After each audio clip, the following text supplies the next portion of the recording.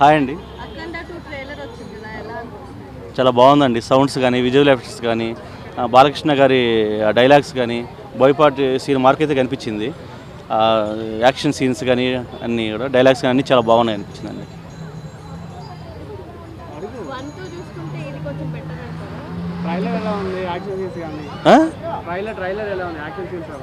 Action scenes చాలా అద్భుతంగా ఉన్నాయండి.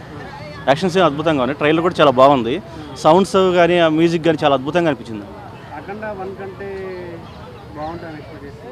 ఖచ్చితంగా అండి. ఖచ్చితంగా అఖండ 1 కంటే కూడా ఇది చాలా బాగుంటుంది. బోయపాటి సీను, బాలకృష్ణ గారి డైరెక్షన్ అంతకుముందు వచ్చిన సినిమాలు కూడా మనం చూసాం. సింహ, లెజెండ్ అన్నీ చూసాము. అఖండ 1 కూడా చూసాము. అలాగే ఇది కూడా చాలా బాగుంటుంది అనుకుంటున్నాము.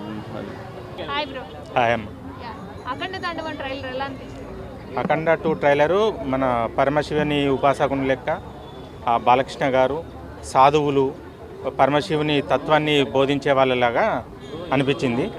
కానీ బాగుంది. మన సనాతన ధర్మం, హిందూ ధర్మాన్ని కాపాడే విధంగా ఆ ట్రైలర్ ఉంది. మనం కూడా హిందూ ధర్మానికి సంబంధించిన సినిమాలు కూడా చూడాల్సిన బాధ్యత కూడా ఉంది.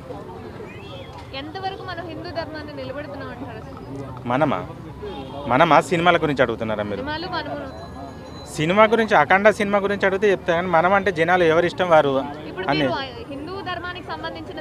ఆ ట్రైలరులో కనిపించింది. కాబట్టి హిందూ సనాతన ధర్మాన్ని అతను చూపించాడు.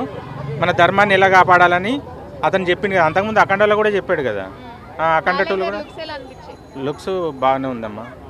సినిమా బాగానే ఉంటుందని కోరుకుంటున్నా. లుక్సా అంటే ఓన్లీ ట్రైలర్ చూసాం కదా.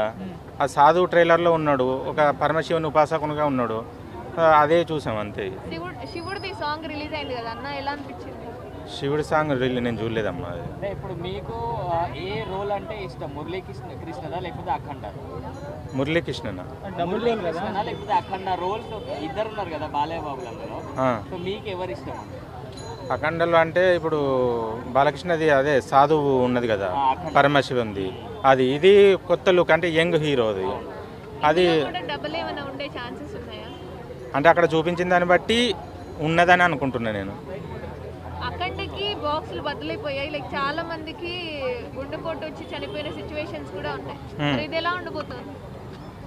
గుండెపోటు వచ్చిందని అంటే సినిమా చూసిన తర్వాత చెప్పాలి. ట్రైలర్ చూసి చెప్పలేను నేను. మరి తమన్ గారి మ్యూజిక్ ఎలా అనిపించింది? తమన్ గారి మ్యూజిక్ చాలా బాగుంటుంది, ఎక్కువ ఉంటుంది.